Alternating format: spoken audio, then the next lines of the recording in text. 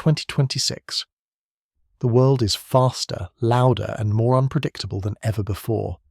We are currently navigating an era defined by hyperacceleration. We are bombarded by more information in a single day than our ancestors processed in an entire lifetime. Our attention has become the most contested commodity on the planet, pulled in 1,000 directions by algorithms, global instability, and the relentless pressure to keep up. If you feel like you're constantly reacting to life, tossing and turning in the wake of every news cycle or work crisis, rather than leading it, you don't need a new productivity hack, a better calendar app, or a faster smartphone. You need an ancient operating system for the human mind. Welcome to the discipline of Stoicism. While the technology around us has evolved at breakneck speed, the human psyche remains remarkably unchanged since the days of the Roman Empire.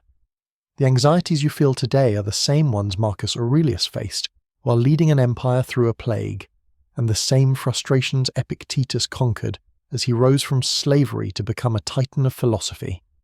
They discovered that while we cannot control the chaos of the world, we can absolute master our response to it. Today, we're breaking down 10 Stoic habits tailored specifically for the challenges of 2026.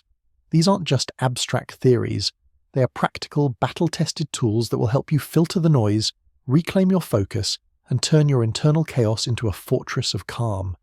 Let's begin. Most of us are currently living in a state of constant emotional debt. It is a quiet, exhausting bankruptcy of the soul where we spend our mental energy long before we've actually earned it. We wake up, reach for a glowing screen, and immediately begin paying interest to things that do not care about us. We've outsourced our peace of mind to a chaotic array of external events, a sudden market dip, a polarizing social media notification, or even the fleeting, sour mood of a complete stranger. This is what we call the reaction trap. It is the default setting of the modern human experience in 2026. In this state, your internal weather is entirely dependent on the external climate. If the world is good to you, you're happy. If the world is bad, you suffer. You have become a puppet, and the strings are being pulled by billions of variables that you will never be able to control. The architecture of chaos. By 2026, the digital world has become so persuasive, so immersive, and so highly engineered to bypass our rational thought that if you do not have a grounded philosophy of life, you are essentially a leaf in a hurricane. We are no longer just using technology. We are submerged in an ecosystem designed to trigger our fight-or-flight response every few seconds. The algorithms of this era have perfected the art of the micro-outrage. They know exactly which headline will spike your cortisol and which like will trigger your dopamine. We have become hyperreactive. We see a comment online and our heart rate climbs. We see a fluctuation in our digital assets, and our sense of security vanishes. We have built a world that moves at the speed of light, but we're still using biological hardware that was designed to track predators on a savanna. This mismatch is the root of our modern malaise. The myth of hard circumstances. The core of the challenge isn't actually that life is hard. Human history has always been hard. Our ancestors faced famine, literal wars on their doorsteps, and the constant threat of nature. The unique challenge of 2026 is not the presence of difficulty, but the total absence of a filter to protect our focus. We are the first generation in history that has to consciously fight to remain in control of our own thoughts. In the past, silence was the default. To find distraction, you had to seek it out. Today, distraction is the default. To find silence, you have to fight for it. Without a philosophical filter, specifically a Stoic one, your focus is not yours. It belongs to the highest bidder. It belongs to the advertiser, the politician, the angry relative, or the sensationalist news anchor. The fragility of the unfiltered mind. When you live without a filter, your character becomes fragile.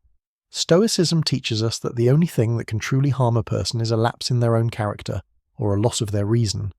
Yet, the reaction trap forces us to abandon our reason every single hour. Consider the market dip scenario. In a Stoic framework, money is a preferred indifferent. It is nice to have, but its presence or absence does not define your virtue. However, in the reaction trap, a 10% drop in a portfolio isn't just a financial event. It becomes a personal catastrophe. It ruins your dinner, it makes you snappy with your spouse, and it clouds your judgment for the next 3 days. You've allowed a digital number on a screen to dictate the quality of your human relationships. You have traded your tranquility for a spreadsheet. The same applies to our social interactions. We have become so sensitive to the mood of the stranger because we have tied our self-worth to external validation. In 2026, where every opinion is amplified, the pressure to be liked by people we don't even respect is immense. We are terrified of being cancelled or ignored, so we perform. We adjust our words, our thoughts, and our personalities to fit the shifting winds of public opinion. Like a leaf in a hurricane, we have no root system. We go wherever the wind blows, and then we wonder why we feel so dizzy and lost. The cost of constant connection. The reaction trap also robs us of our most precious resource, the deep present. Because we are always reacting to what just happened or worrying about what might happen next, we are never actually here. We are living in a state of continuous partial attention. Even when we are with our families, a part of our brain is still in the reaction trap, wondering if that email was answered or if that post is performing well. This creates a profound sense of alienation. We are connected to everyone, yet we feel seen by no one, least of all ourselves. We have become strangers to our own minds because we are too busy monitoring the minds of others, the Stoic emergency. This is not just a lifestyle problem, it is a spiritual emergency. If you do not learn to build a fortress of calm within yourself, the world of 2026 will consume you. It will eat your time, it will degrade your mental health, and it will leave you at the end of your life wondering where all the years went. The challenge of our time is to move from being a reactor to being an actor. A reactor waits for the world to tell them how to feel. An actor decides, based on their own internal principles, how they will conduct themselves regardless of what the world does. We have been conditioned to believe that if we just fix the outside world, if we get enough money, enough followers, or the right political leaders, then we will finally be at peace. Stoicism arrives with a cold, hard truth. The world will never be fixed to your liking. There will always be market dips. There will always be rude strangers. There will always be digital noise. The problem isn't the storm. The problem is that you think the storm shouldn't be happening. The challenge we face in 2026 is learning to stand in the center of that storm, acknowledging its power, but refusing to let it move us. We must learn to reclaim our focus, not through better technology, but through better thinking. We must build the filter, we must close the debt, we must escape the trap. To navigate the complexities of 2026, we cannot rely on willpower alone. We need a structural redesign of how we process reality. To survive, and eventually thrive, in this modern age, we must adopt these core disciplines. They are not merely tips, but rigorous psychological exercises that form the foundation of the Stoic life. 1. The dichotomy of control, the ultimate filter. The first and most fundamental habit is the dichotomy of control. In a world where your attention is auctioned off to the highest bidder, this is your only defense. Epictetus, the slave-turned-philosopher, began his handbook with a simple premise. Some things are up to us, and some things are not up to us.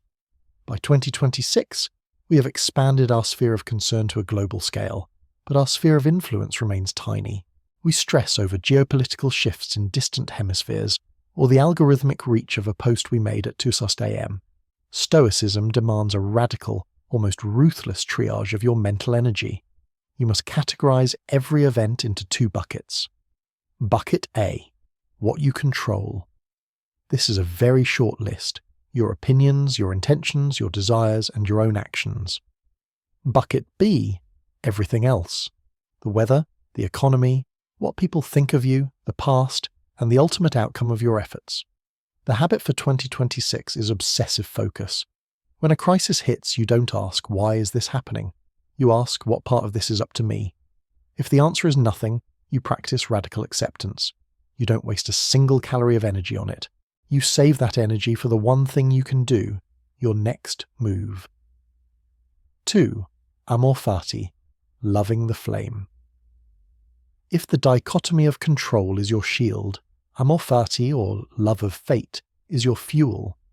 Most people spend their lives in a state of quiet litigation against reality. They are constantly suing the universe for breach of contract because things didn't go as planned. In 2026, plans change every hour. Amor fati is the habit of not just tolerating the bad things that happen, but choosing to embrace them as necessary. Think of a fire.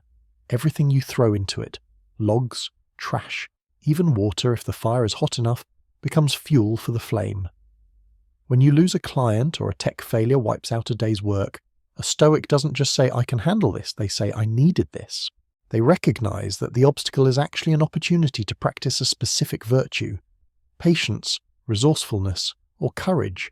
You stop wishing for a life without storms and start falling in love with the art of sailing. 3.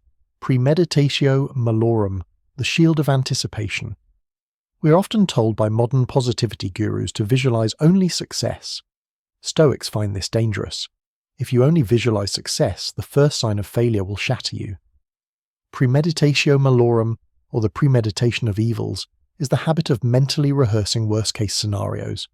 In the context of 2026, this means looking at your life and asking, what if the internet goes down for a week? What if I lose my primary source of income? What if someone I love gets sick? This isn't about being a pessimist or manifesting bad luck. It is about removing the power of surprise. Fear is a product of uncertainty. When you have already walked through the worst case in your mind and realize that your character can survive it, the fear vanishes. You become unflappable. When the crisis actually arrives, while everyone else is panicking, you are calm because you've already been there. You have a plan. You have already mourned the loss, so now you can focus on the solution. 4. Voluntary hardship. Building the immunity of the soul. In 2026, comfort is a trap. We live in an age of instant gratification. Food delivered in minutes, endless entertainment, and climate-controlled everything. This perfect comfort makes us fragile. When the smallest thing goes wrong, we collapse because our discomfort tolerance is at 0. The Stoic habit is voluntary hardship. You must periodically and deliberately choose the difficult path, take the cold shower, fast for 24 hours, walk to your destination in the rain, work on a project without your favorite distractions. Why? To prove to yourself that your happiness is not dependent on external comforts. By choosing small amounts of suffering today, you become immune to the grander catastrophes of tomorrow. You realize that having nothing isn't actually that scary. This creates a level of freedom that money cannot buy. If you know you can be happy eating plain rice and sleeping on the floor, you can never be manipulated or coerced by the fear of losing your status or luxuries. 5. The view from above, the antidote to self-importance. The digital age is designed to make you feel like the center of the universe. Every notification is a ping for your ego. This creates a zoomed-in life where every minor setback feels like a global tragedy. The view from above is a meditative habit where you mentally zoom out. You start by seeing yourself in your room, then zoom out to see your city, then your country, then the planet, and finally the vast silent stretches of the universe. From this height, your catastrophic email from your boss or that snarky comment on your video disappears. You see the true scale of things. You realize that empires have risen and fallen, stars have burned out, and billions of people have lived and died with the same anxieties you have now. This habit doesn't make your life feel meaningless. It makes your problems feel manageable. It shrinks your anxieties back down to their true size. It allows you to breathe. In the high-pressure environment of 2026, the ability to zoom out is the ultimate sanity saver. 6. The evening review, the moral audit. In a world of constant output, we rarely pause for input on our own character. Seneca suggested that at the end of every day, when the lights are dimmed, we should put our soul on trial. The habit is simple. Ask yourself 3 questions. What did I do well today? What did I do wrong? What could I do differently tomorrow? In 2026, where we are prone to doom scrolling before bed, replacing that last hour of digital noise with a moral audit is revolutionary. It prevents the same mistakes from becoming permanent patterns. You aren't just sleeping, you are recalibrating for the next battle. 7. Memento mori, the ultimate priority filter. Remember that you will die. This sounds morbid to the modern ear, but to a Stoic, it is the ultimate clarifier. In 2026, we are distracted by urgent things that are rarely important. When you carry the realization that your time is a finite, non-renewable resource, you stop arguing with strangers on the internet. You stop over-preparing for lives you aren't living. You realize that you could leave life right now and let that determine what you do, say, and think. Memento mori is the antidote to procrastination and the busy work of the digital age. It forces you to live a deep life, not a wide one. 8. Speaking less, doing more. The virtue of silence. The 2026 landscape is a theatre of performance. Everyone is an expert, everyone has a take, and everyone is shouting for attention. The Stoic habit is the cultivation of silence. Zeno, the founder of Stoicism, famously said, "We have 2 ears and 1 mouth for a reason." By choosing not to voice every opinion or broadcast every achievement, you retain your internal energy. You build silent authority. Let your results speak for you. In an era of noise, the person who doesn't feel the need to prove themselves is the most powerful person in the room. 9. Cognitive distance. It is my impression. One of the most dangerous things in 2026 is the instant reaction. We see a headline and immediately become enraged. The Stoic habit is to pause and say to the impression, "Wait a minute, let me see what you are and what you represent. Let me put you to the test." Epictetus taught us to tell our thoughts. You're just an impression, not the thing you claim to be. By adding a few seconds of distance between a thought and a belief, you prevent the reaction trap. You realize that the headline isn't bad, it is just a collection of pixels. Your judgment of the headline is what causes the pain. Reclaim the gap between stimulus and response. 10. Sympatheia, recognizing the web. Finally, we must practice sympatheia, the recognition that we are all part of a larger whole. In a fractured 2026, it is easy to see others as enemies or obstacles. Stoicism reminds us that we are like 2 rows of teeth, designed to work together. When someone acts out of malice or ignorance, sympatheia allows you to see them as a person who has lost their way, rather than a monster to be destroyed. This isn't weakness, it's high-level social intelligence. It allows you to remain calm and effective in your dealings with difficult people, preserving your peace while they lose theirs. The synthesis of these 10 habits form a closed loop. They protect your morning, guide your afternoon, and audit your evening. They handle your internal fears and your external relationships. By the time you reach the end of 2026, these habits will have transformed you from a person who is pushed by life into a person who moves through it. You will find that while the world hasn't gotten any quieter, you have become much more still. The climax of the Stoic journey isn't found in the quiet halls of a library or the peaceful minutes of a morning meditation. It doesn't happen when things are going well. The true key moment, the spiritual pivot upon which your entire life turns, occurs in the heat of the fire. It is the high-stakes intersection where your ancient philosophy meets a modern crisis. The anatomy of the microsecond. Imagine it is a Tuesday afternoon in 2026. You are already exhausted. Then, the event happens. Perhaps it's a devastating legal notice, a public betrayal on a social platform, or the sudden, sharp loss of a project you've poured a year of your life into. In that instant, a physical sensation washes over you. Your chest tightens, your blood pressure spikes, and your brain screams for a reaction. You want to lash out, to hide, or to spiral into despair. This is the gap. It is a split second, a microsecond, between the stimulus, the external event, and your response, your internal choice. For 99% of the world, this gap does not exist. They are wired for autopilot.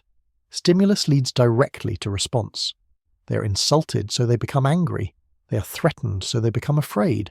They are slighted, so they seek revenge. They are the leaf in the hurricane we discussed earlier. But for you, the Stoic, this gap is where your freedom lives. The climax of your development is the moment you learn to expand that gap.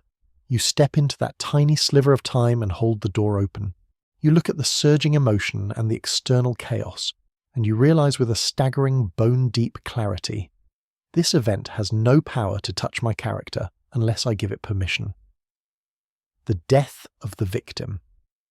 In this moment of climax, a fundamental shift in your identity occurs. You move from the why to the how. The victim mindset is obsessed with why. Why is this happening to me? Why is the world so unfair? Why did they do this to me? When you ask why, you're looking backward at a past you cannot change. You're begging a chaotic universe for a justification it will never provide. You're essentially arguing with a wall. The master mindset, the Stoic mindset, deletes the word why and replaces it with how. How can I use this? How does this situation allow me to practice a virtue I haven't used lately? How can I turn this obstacle into a new path? When you make this switch, the problem ceases to be a problem and becomes material. To a sculptor, a block of marble isn't an obstacle to the statue. It is the requirement for the statue. Without the resistance of the stone, there is no art. In 2026, the chaos is your stone, the crisis is your material, the climax is the moment you pick up the chisel and stop complaining that the rock is hard. The realization of inviolability. The peak of this experience is the realization of inviolability.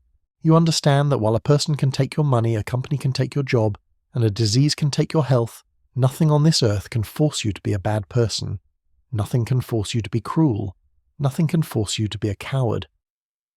Marcus Aurelius wrote, "Everything's just an impression, and that's in your control. So eliminate the impression, and like a sailor who has rounded the Cape, you will find calm, a smooth sea, a mirror-bright bay." The climax happens when you round the Cape. You realize that the harm people do to you isn't actually harm. It's just a noise in the distance. If someone insults you, they haven't harmed you. They have only revealed their own ignorance. If you lose your wealth, you haven't been diminished. You have only returned what was borrowed from fortune. This realization is intoxicatingly powerful. It is the ultimate superpower of 2026. While everyone else is being tossed around by the volatile waves of the economy, the culture wars, and the digital noise, you are standing on solid ground. You are invincible, because you have defined harm as something that only you can do to yourself through your own poor choices. The pivot to masterful action. Once you realize you cannot be harmed, you are free to act with incredible effectiveness. When you aren't busy being offended or terrified, you have 100% of your cognitive resources available to solve the problem. The key moment is when the crisis is at its peak. The servers are down, the client is yelling, the news is bad, and you feel a strange, calm smile spread across your face. You feel it because you know exactly what this is. This is a test. This is your final exam. You don't react with the frantic energy of someone trying to save their happiness. You act with the steady hand of a surgeon who knows that their happiness was never at risk in the first place. You become the most effective person in the room because you are the only one who isn't a slave to the outcome. You do what is right, what is rational, and what is virtuous, and you leave the results to the universe. The aftermath of the climax. Once you have experienced this moment, once you have stared a catastrophe in the face and said, "Is that all you've got? How can I use you?" You are never the same. The fear of life leaves you. You realize that 2026 isn't a threat. It's a training ground. This is the moment theory becomes muscle memory. This is the moment the 10 habits stop being a list on a screen and become the very fabric of your being. You have moved from learning Stoicism to being a Stoic. You have escaped the reaction trap, and for the first time in your life, you are truly, fundamentally free. Stoicism in 2026 isn't about transforming yourself into a cold, unfeeling robot or suppressing the natural textures of human emotion. It isn't about a life of deprivation or hiding in a cave to avoid the modern world. On the contrary, it is about building a mind that serves as a heavy, unbreakable anchor in the midst of a digital hurricane. It is the ultimate survival guide for an era of hypercomplexity. By practicing these 10 habits, from the morning ritual of setting your intentions to the rigorous evening audit of your mistakes, you reclaim your agency from the algorithms and the architects of outrage. You move from a state of perpetual reaction to a state of deliberate action. You begin to see that your problems are actually the weights in the gym of your character. They are there to make you stronger, not to break you. As you step back into the noise of 2026, carry this truth with you. You're no longer a victim of your circumstances. You have realized that while you can't control the direction of the wind, the global economy, or the opinions of the masses, you can always adjust your sails. You have found the fortress of calm within yourself, and once that is built, no external force can take it from you. You are the master of your impressions, the guardian of your focus, and the architect of your own peace. Which of these 10 habits is the missing piece in your life right now? Is it the dichotomy of control, or perhaps the evening review? Type the name of that habit in the comments below to signal your commitment to mastering it this week. If you found value in this blueprint for 2026, hit the like button and share this with someone who is currently struggling to find their footing in the chaos. Subscribe and turn on notifications to join our community of modern Stoics as we navigate the future with ancient wisdom. Remember, the world won't get any quieter, but you can become much more still. Now go out and be the calm in the center of the storm.